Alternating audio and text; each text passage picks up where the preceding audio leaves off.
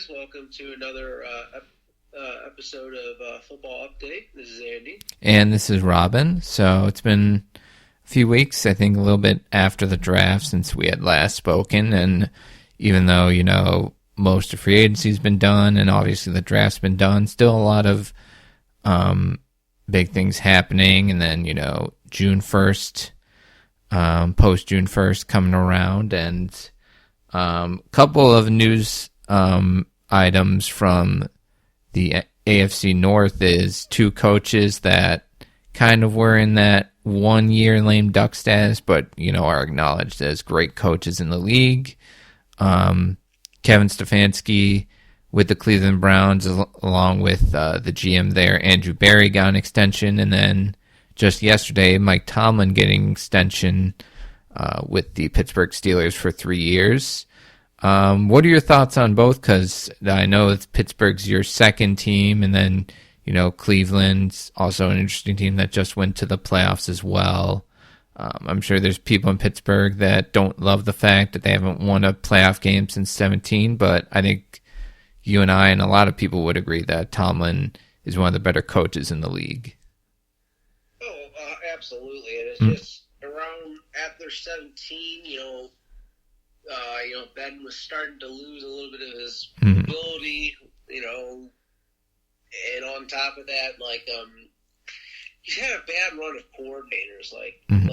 Canada just really ruined it, and you're trying to figure out post Ben.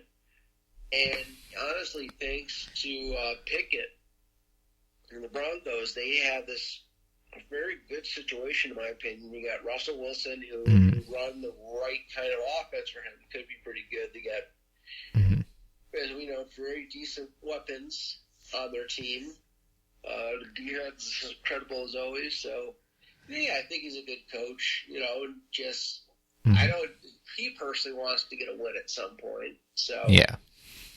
And again, you've lucked out having Justin Fields, because even if Wilson's I think they might even sign Fields, at some point. So that's interesting. The Stefanski one I get, it is going to be interesting though, because if Deshaun busts, a lot of people are this is the big year for not Stefan, I'm sorry, Deshaun. Because last year was his third year, or was that his second year? Second year with Cleveland. I think the first year they had the 10-11 game suspension. Last year was the second year, and I think he's 8-4 as a starter in 12 games, but obviously a lot of that has to do with defense and run game. Yeah, so Stefanski might have saved his job just because he's built a big roster, but even though he has an extension, I don't know, if Deshaun does not work this year, it's if he doesn't work this year, maybe the GM is gone, just because he has 3 more years left on his deal, is fully guaranteed. I think I think this was originally the last year, and then they tacked on 2 or 3 years more to that, so kind of similar to Tomlin. And he's been coach of the year last year and then his first year, so 2 out of 4 years he's been there, named NFL coach of the year. Oh, I'm sorry. I meant Watson. Watson. Oh, yeah. Sorry. Forgot. I think it was 5 years, $230 million guaranteed, but this was the first year that they didn't do any sort of weird restructure to lower the current year cap hit or current year salary. So I think this is kind of usually you restructure if you know that the guy's going to be around for a long time because you're pushing money into future years. And for them not to do it, and not have that extra money to maybe make another move in free agency, is kind of them kind of putting the ball in his court and saying, all right, we got to see 2017, 2020 through 2020 Deshaun Watson, or at least something close to that. Yeah, so that's why I think, despite the extension, the GM could get the boot, and just in my opinion, they just, in hindsight, Baker maybe should not have tried to be the Superman, but at the same time, it's like I don't blame him for wanting to, because they were, and we talked about what happened, they were originally out of the running, and then went back to Baker, and Baker was ticked, and that's why they went all in, and just that's in my opinion why it's kind of a worse trade. Is he might end up being, depending what happens, who knows? Maybe something happens and he comes back to his old form this year.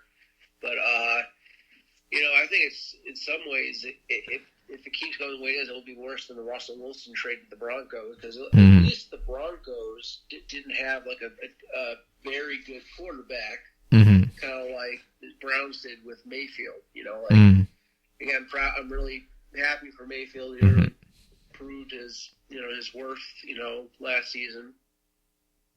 But very interesting. But what other things do you think are going around the NFL that are interesting right now? Yeah, so there's the series of NFL film series that'll be coming soon. Couple of Hard Knocks. The first one is the offseason Hard Knocks with the New York Giants. I believe that premieres July 6th. And then there's the Hard Knocks with the Chicago Bears training camp. And I think that's in August. The NFL or the Netflix receiver series last year was quarterback. This year is receiver. Because I guess they couldn't get any quarterbacks to do the all-access thing the way they did with Kirk Cousins, Mahomes, Marcus Mariota. So the receiver series is Devontae Adams, Justin Jefferson, George Kittle, Deebo Samuel, and Amon-Ra St. Brown. So those are kind of three series that are going on during the summer in between, getting to play, preseason and then the regular season games. Are there any storylines from those series that kind of stand out to you? The off-season one for the Giants makes total sense because, it's an all or nothing. It's not 100. It could be an all or nothing year, depending on how Daniel Jones played. But it's been very interesting to see. I think Dable would be a lot more secure if they did not give him Jones that big of a contract. Yeah. He had a good year. You could have given him a much looser contract. So it'd be fascinating to see. I'm curious how this is going to look at, and it's from the sounds of it, it's mostly about the staff and the offense. Yeah. And then the drafting of Malik Neighbors and a couple other guys. Yeah, and then Rome Odunze. Giants, and then with the Bears, it's going to be an interesting. The pieces are there, so it's going to be kind of on Caleb Williams, and he could be incredible. The team has a lot of ability right now with all the trades they got. And like you said, they got two already great veteran receivers, and then you got oh my god, I still Dunze's the rookie, and then which rookie do they have again? The Washington Rome Odunze, and then they have Keenan Allen, DJ Moore. And so I apologize. I said Odunze with the Giants. Which was it? Was it Malik Neighbors? Yep. Giants got. The receiver? Yes. That's right. Okay, yeah, that's why I messed up. But, it's going to be interesting to see. It's going to be a very interesting NFC North battle, because the Packers are starting kind of that new, interesting kind of young team. The Vikings, the only thing that's kind of small there is, they're just how much McCarthy could fill in quickly because, Jefferson, it was the perfect thing for the Vikings just because you could sign Jefferson to that monstrous deal and you got your rookie quarterback. So, they did the very smart thing. They got Aaron Jones, Mm-hmm. which is exciting, and then it's going to be very interesting. I wouldn't be surprised if maybe they go back to the Bears in the middle of the season, depending on how they're doing. Like I don't think there's anything that says that they can't yet, but who knows? But are you talking about like the Hard Knocks going in season? Yeah, that new one that started a few years ago, Hard Knocks in season. I think their plan this year, and I think in past years it was the Colts one year, the Dolphins was last year, Cardinals, that was kind of a train wreck one. I think this year they said a division most likely, and the early rumors that would be the NFC South. So I'm guessing they just don't want, like, I feel like they kind of stretched out stories and personal stories with players a little bit in like the past in-season ones, and like the more teams they involve, the less of that stuff and the more game footage they can go to. Maybe that's my thinking as to why they go to a division, but I think it's the South as of now.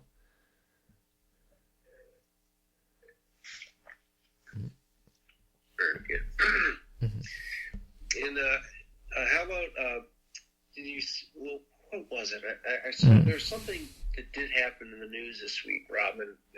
Either was involving a player or a coach for some off the field stuff. I can't remember what it was. Oh, was it B.J. Thompson with the Chiefs with the which good thing that he's recovering. That was the Chiefs player that had the seizure, and then Harrison. That's what it was. Oh my gosh! Yes. Yep. That So was, that was pretty scary. Yeah, but good news that he's, I believe, in stable condition as of now. So, yeah. And credit to Harrison Butker. He's had a lot, happen this offseason, but credit to him for being the person that helped, inform medical personnel there, the trainer, to, act quickly. And, yeah. So I think one thing you should probably talk about next, Robin, is some of the news from the OTAs this week. It appears that even though they didn't announce it on the radio today, for the veteran promo photos, I guess Rasul Douglas was there for the photo, so it appears he is in minicamp. Yep. They did say he showed up for mandatory. He wasn't I think it's the one veteran that wasn't at any of the OTAs, but he was at the mandatory. Yeah. And today was. They got, at the end of the day, I don't really read into if people don't come to the OTAs, because again, it's optional. Yeah. Whereas when it's mandatory, like which I think Robin will definitely want to talk about, is kind of happening in a few teams around the league, especially one in our division. But what do you think about what's going on with the Jets right now? Yeah, it's very odd, because the first thing that popped up was, I remember the week before, was Hassan Reddick. There was Robert Saleh didn't seem overly pleased, but he said he'd been in communication with Hassan Reddick, the pass rusher they acquired from the Eagles, who had been in a contract dispute with Philly before, but he was under the impression that he'd show up when it was mandatory. And that the first news item that popped up was him not being there for mandatory. And I guess Saleh did say they're still in communication. He's still working out, all that, but for a reason he's not there. Maybe he's still battling or angling for another contract. The bigger shocker was the Aaron Rodgers one, and both the Reddick and Rodgers ones were unexcused absences. And I guess Aaron Rodgers there's an event. We don't know what the event is or what it correlates to, but somehow it's the same day as the first day, and then tomorrow for mandatory minicamp. So he's done all the voluntary OTA stuff. For a reason, he's not doing the mandatory stuff, and he's subject to fine for that.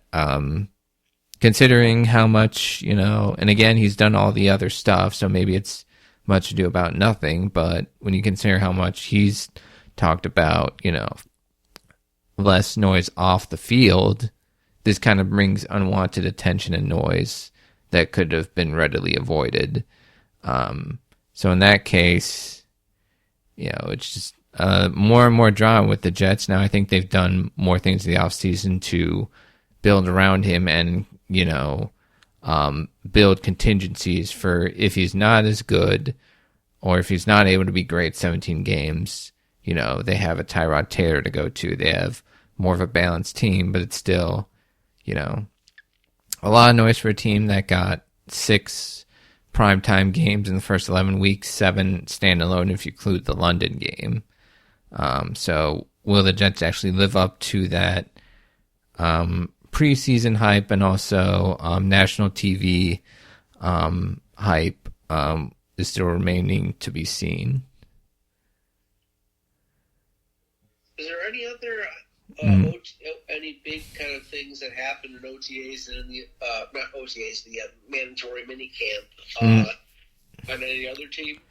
I think T. Higgins still isn't there, so he hasn't signed a contract, so he's not subject to any fine. He hasn't signed the franchise tag, so that's still a situation.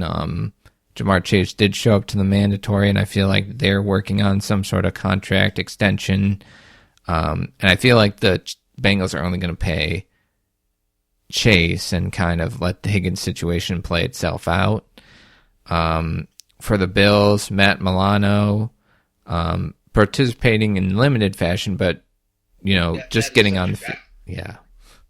Yeah, I said, sorry, cut in for a second, Rob, but like that just, I was listening to that today, guys at work. I have my earbud and listen to WGR a lot of the times, and just to hear him up being on the field at this point, even in some capacity, is a very good sign, Oh, yeah.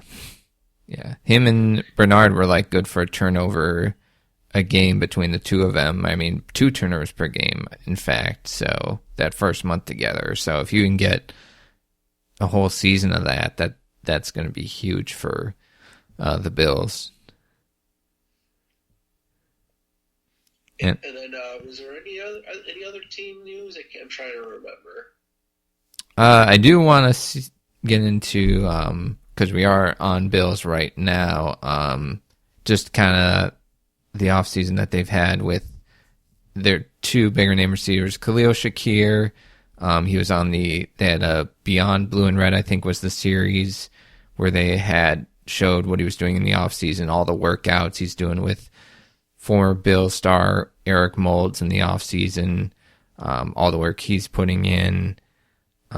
He did get banged up. It hopefully isn't too bad. They did say lower body injury. Sal Capaccio did say it was like he was able to walk and run off the field, but he did leave practice early.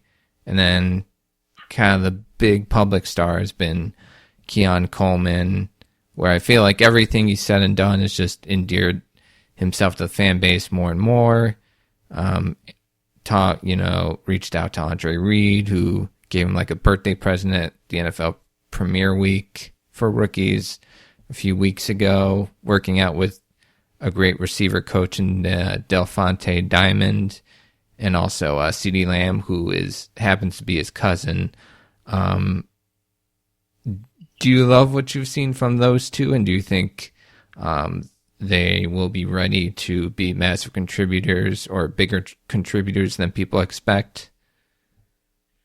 I think Shakir will be in the top 2 or 3 in terms of Josh's receptions too. I think he has a very big year, and who knows, depending on how Keon starts. Again, this is a rookie year, so yeah, he has the raw ability that could kind of be, maybe he could have a Jamar Chase level kind of rookie year, just because he has such a talented quarterback on his team like we do with Josh. Could be interesting. He's going to make some great plays.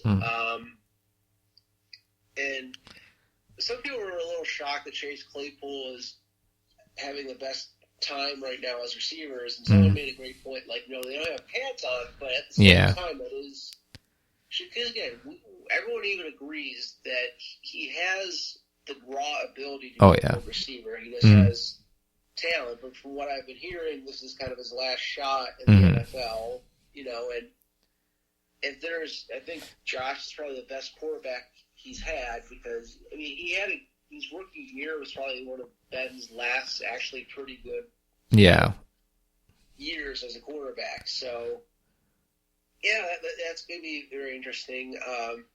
I will say, this is just my opinion. I think it's just a blessing we got Dalton Kincaid because I really think he's going to be the number one in receptions right now. Kind of like, you know, you Patrick got Travis Kelce, Lamar. This is just my opinion. Because again, there's a few good receivers. They flourished, but like his go-to guy, as you know, is Andrews. You know what I mean?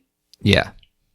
So it's just funny how three teams, you know, are going to seem like, and I think there's a couple other ones. Like from what I've been hearing, the offense of style that whoever is going to Atlanta prefers to use tight ends. You know, because again, Arthur Smith just did a horrible job using Kyle Pitts. So there, you might even have another great tight ends. You know, with the Falcons. So you know, just in a very exciting year. You know, for things going on football wise, and you know, a lot of different things happening. Last thing I do want to say, I know we'll be ending it soon. That was okay. I apologize, guys. I just lost my train of thought. I'm sorry, Robin. What were we discussing? I think just Bills overall in training camp. Well, I think we're talking about the receivers. Right. Yeah. And then I got to the tight ends. You know, I just. Oh yes, I'm there. There we go. Sorry, guys, I had a tism right there. Because we were talking about tight ends. You know, in my opinion, one of the more underrated tight ends in the past, you know, half a decade. Maybe I would say decade is retiring. Darren Waller. Yeah. You know, which stinks, but you know, happy for him. He's gonna try. He's gonna become a rapper, and you know, I haven't heard any of his stuff. And who knows? It could be good. Yeah, I did love his one video just talking about, you know, kind of needing to get away, and apparently he did have during the bye week some sort of panic attack or some sort of health emergency that required him to go to the hospital for a couple of days. And I think it was similar to the cold sweats or whatever that he had when he was overcoming early in his career the alcoholism. And, you know, in his video, he was very gracious to the Ravens for drafting him, giving him a chance. The great years he had in Vegas with the Raiders and Derek Carr, and, you know, his 1 year with the Giants. So he is a guy that you kind of wish would be able to, you know, through his whole career, live up to his ability. But considering where it started, he did like an incredible job. It's just unfortunate it kind of ends here. But yeah.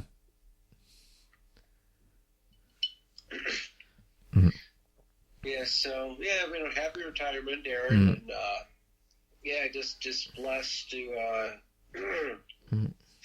have football season on its way. You know, I know we're going to have like about 4 or 5 weeks of nothing, and then it's training camp again. Which, we're gonna try to go to a few of them because I know they're free, Robin, but they're just fortunately I'm part-time guys. I can actually get up early in the morning and just be ready for that the window when they become available.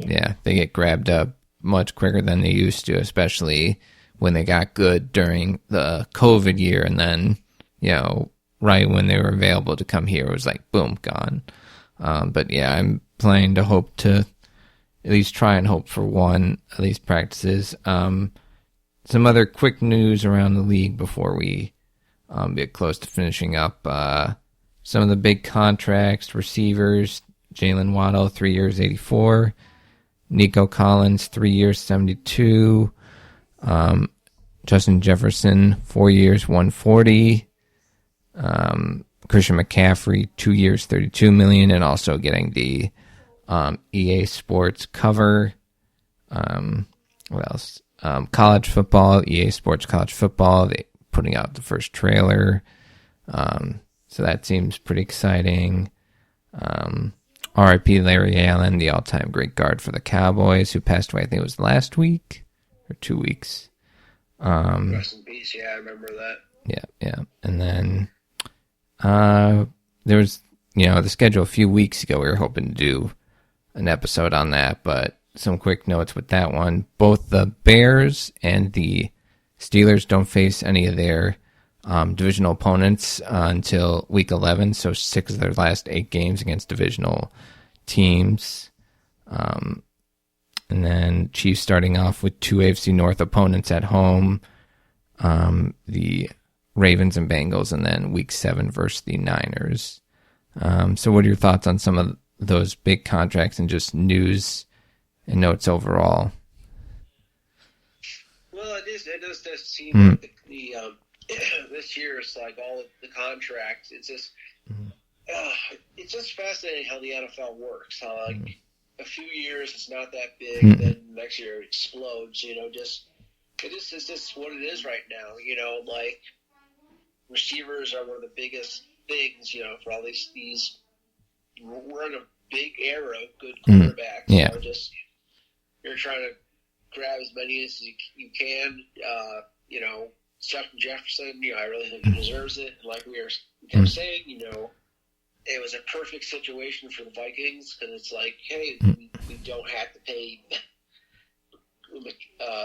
McCarthy, fairly just use rookie contract, and they just it depends on how good he can be potentially, and if he does a good enough job in 3 or 4 years, maybe they will offer him a contract. But at worst, they can have him for 5 years while still doing that. But it's gonna be interesting to see what's gonna go on because you got CeeDee Lamb. I wouldn't be surprised if CeeDee though. Like, not saying he's gonna hold out, but I think there could be a chance that he doesn't get the contract extension, and maybe that might be a smart thing on Jerry Jones's mind because, like, let's say they don't. There's a chance, just what's going on their team that they might not do that well this year, potentially, and because you get that, like it's like Dak's contract year, like I mentioned, CeeDee Lamb, and then someone on the defense. So I wouldn't be surprised if Jerry tries to trade them or some of the other receivers potentially during like the trade deadline. And then what was the other thing you brought up that you mentioned? So there was, I think, what was it, the College Football 25 trailer. Yes, the college football. Like, I'm just so happy for the players. Like, you know what? Maybe some people say they may pay it a little too much for the top players, perhaps, but like, at least, in my opinion, if you are going to use their likeness, like you give them you give them rightfully their slice of the pie. Yeah. You know what I mean? And like, this could be great for former players, college players. They were big in college because like the old college football games like had the retro teams. Like I think it could be in there. I don't want to quote myself. You know what I mean? I think that could be that. That might be the first football game I got in a long time. Like I've tried doing Madden. It is not what it used to be. Yeah. I would love if someone could compete. Like have a year where Madden does one more, and and then have maybe 2K or someone else have a year compete 1 year. I just wish that somebody, like, I really hear them go out in this game, and I would love to see, like, these retro teams and players, and again, a lot of them need money for their health and stuff, put their bodies on the line for us, and it would even be cool, again, I don't play EA as much, so this might be a thing, but, like, having more old players in the game as an expansion or something. And so, there's a lot of ways that college players, former college players, and NFL players, and other players in leagues in general could be getting their residuals and stuff soon, because but it's not just the football, but like, we might have mentioned this, Robin, but we might not have. Like that, what was the settlement with the NCAA? Like $2.8 billion. I'd have to look that up real quick. It was at least $2 billion, and it just that just means that a good chunk of this is going to former players because again they settle it out of court. Because again, there's just I'll say this for the NCAA, they're bad. It's a lot of the stuff they did. Again, I'm happy they're. Oh yeah, it was 2.8. Yeah. But oh my God! Again, this is a discussion for another time. At least they're not FIFA level bad. Oh yeah, and when you're talking about 2K, Madden, 2005, ESPN 2K5, that was a fun competition way back because 2K was putting out excellent games, and that might have been their best NFL one. I actually have a copy of Pro Football 2K, which is probably like the best gameplay of like any game in the last 20 or so years. At least in terms of gameplay mechanics, just way better than anything Madden's put out in a long time. So yeah, that is the game that if I want to buy a football game or get a PS5, college football 25 is like the one that I'm like I'll consider it, strongly. And then I think the only other two things were just schedule stuff. If you had any thoughts on, I think I told you Pittsburgh has all their divisional opponents in the last 8 weeks, and then also the Eagles and Chiefs on their schedule last 8 games, and then Bears have a similar thing where 6 of their last 8 are divisional opponents, and then I think we had talked about Jets prime time 6 games early in the year, and then the Chiefs starting off in the AFC North divisional games. The thing with like some of the teams playing their division as the way that's going to be very fascinating because there could be a team that could be the number 1 seed or like close to it, but your rival could be being so close to you that they might just can only get one punch in. Because as you know, we always talk about this, Robin, depending on 1 or 2 divisions. Like there's some divisions that beat that. This is why I love the AFC North, and I think the AFC North is about to come just to say with the AFC North. Like it doesn't matter how good you are, because any one of the teams, like again, it just feels like it's one of the last refs of the old school 80s to 2000s kind of football. Like it's just nasty, smash mouth kind of football. So I kind of like it, and like that's going to make the games, in my opinion, even better. Again, this could be a double-edged sword for the Jets having these 6 games because again, they're trying to push it because it's New York, it's Aaron Rodgers, but like we talked about it briefly. If something happens, if Rodgers gets injured or injuries, or if like this year they do not get to the playoffs, it's done there. Yeah, whoever finishes third in the AFC East, especially if Tua signs a big deal, and that's what happens in Miami, or like you say with the Jets, there's going to be a lot of interesting offseason discussions in whoever finishes third in the AFC East, and knock on wood, it's not Buffalo, and knock on wood for all the teams, to some extent, but yeah. Yeah, I would say that. So it's a very fascinating. There's just a lot of great primetime games this year, so it's going to be very exciting. And just because the flexing of the other thing, like the last thing I'll say before we go about that, we were talking about the teams that had the divisions at the end. Like that's really going to come to terms with the with the flex of excuse me, with the flexing of schedules. Again, I apologize, guys. I've had a little bit of very little sleep the past few days, and my work has been very busy. Like just when you can flex the schedule like the last month and a half of the year. Yeah. With all those division games, like it could get pretty entertaining. You know what I mean? Mm-hmm. Because there's usually 2 or 3 primetime games, and now they're allowing it to be Mondays as well that they can flex out. Mm-hmm. And if I remember correctly, there's a rule that the networks that, like, because ABC is the home of not even that point.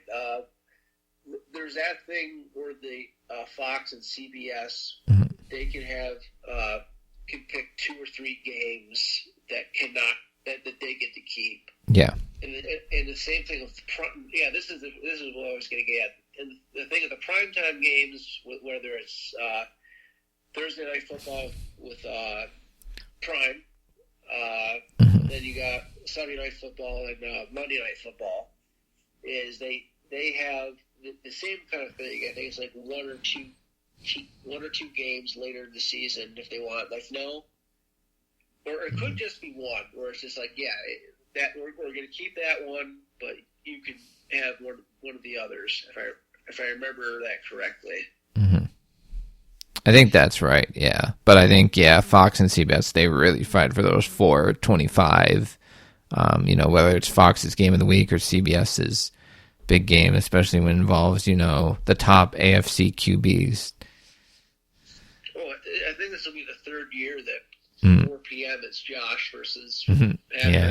Yeah, and those are normally one of, if not like the highest rated games of the entire regular season, regardless of what the records are. Because I think Buffalo was like 6-6 at the time they played in Kansas City last year, and that was, I think, the highest rated regular season game of the year. Might have, I think so.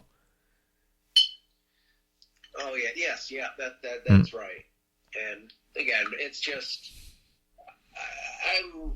I think I told you guys I'm also starting a YouTube channel, and one of the Congrats. things I might do is go to or one of the performers in my channel is going to go to games to ask people, and I'm just going to go ask Chiefs fans, because there are some Chiefs fans out there that I respect and say they love the rivalry between Josh and Patrick. And again, Patrick is our nemesis. You got to respect the talent, but the one thing I do respect about Patrick, he's I couldn't remember if it was someone at the news conference at one of the practices or games said something about Josh, or he had an interview somewhere. Patrick was kind of saying pretty much every one of their games goes down to the wire. Yeah, it's just.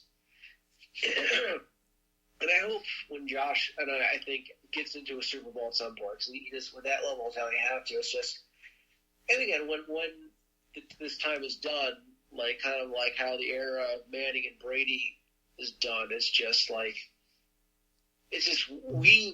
I think Robin could agree with me, we never thought we would get a rivalry like Brady Manning. It's just, so it's just very excited to watch this unfold. As well as having all these great quarterbacks in the NFL right now. This rarely happens. If you know what I mean, Robin. Yeah. Especially through the AFC, you maybe got the 4 best QBs in the league, and then you got some young guns like Stroud. See what happens with guys like Anthony Richardson, Lawrence. But the AFC is loaded with top end quarterbacks, and then even the NFC is starting to pick up a little bit on that front. Yeah, so just an exciting year for football. And then one of our episodes we're going to do either later in June or maybe early July is talk about some fantasy. I know me and Ron are very big into fantasy, and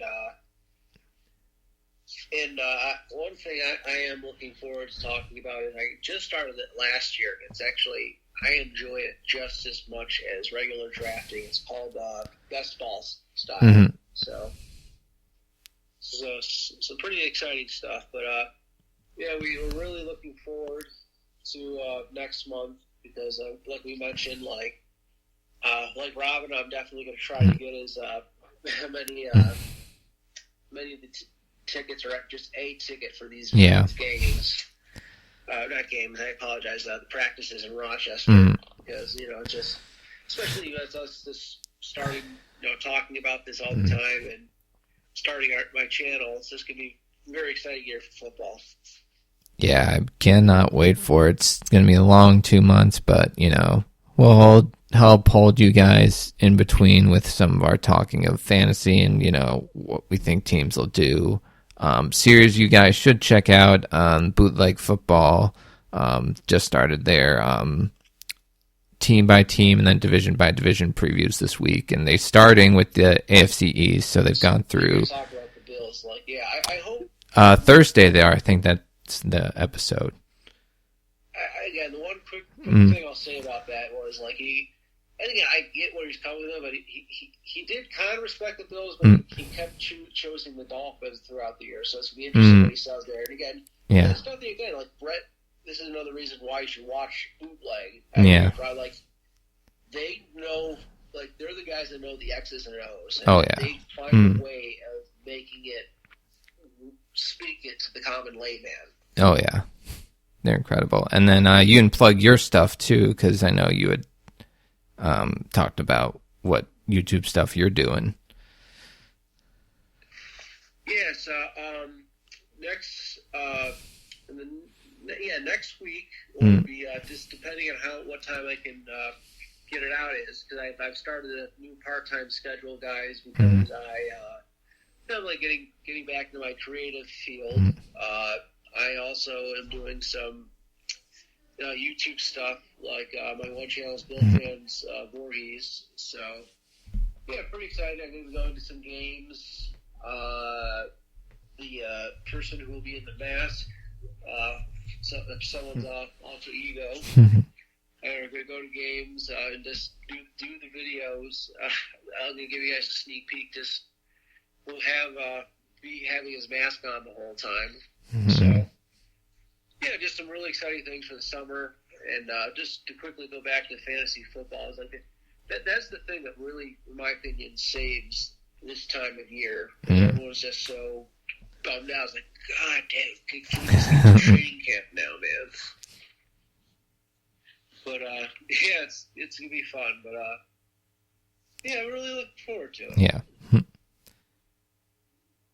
But, excuse me, guys. Yeah, my throat's very raspy. And, the past 2 days of work have been very, very hectic. But, yeah, things are going to be great. But, so, yeah, this is honestly probably one of my favorite football updates so far. Same here. And this has been Robin, and I hope you guys enjoyed, and I hope your rest of the week is great, Andy. You too, Robin. You too.